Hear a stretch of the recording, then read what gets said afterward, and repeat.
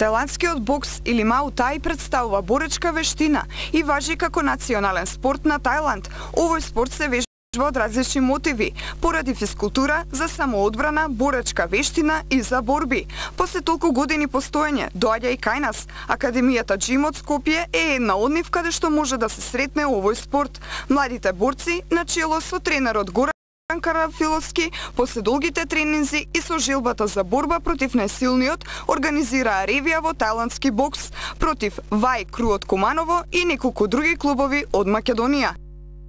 По втор пат успеавме да го организираме настанот Тај боксинг нест и од ова гнездо презадоволен сум вечерва какви пилиња излегоа. Значи, сите мои надежи и желби што ги имав за овој настан и да се случат вечерва се остварија, не само што се оствари мојот сон, него и сонот на надпреварувачите. Квалитетот на борбите беше навистина на една Б класа, иако овие борци не се тоа, овие се борци кои што прв пат излегоа на про рингот, значи прв професионален меч. Со тоа се надевам дека ќе се повтори успехот од ланската година, каде што кога ги понудивме на офер листата кај промотерите борците кои што настапија на Тај боксинг нест 1, бевме поканувани ширум светот, веќе настапивме на 4-5 многу силни турнири. Јас сум Иван Тошиќ од Тај боксинг клубот Вај Кру од Куманово. Ова не е еден прв настап што настапуваме, бидејќи ние сме доста млад клуб, основан пред неколку месеци, речеме 8 месеци. И многу сме задоволни од борците како како успеа за толку кратко време да направат некои резултати што стварно сме одушевени.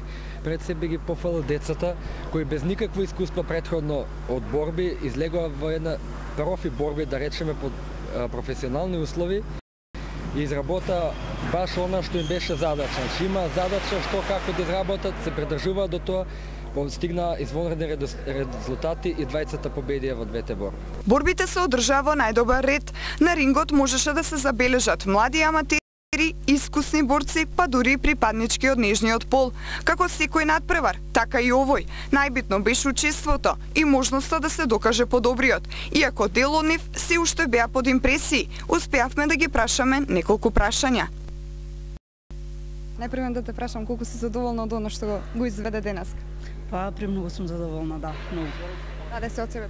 Па, дадов се од себе, да, се што може, значи што беше од моја страна, дадов. Премногу карактеристично за ваков спорт девојче. Како се одлучи на овој чекор?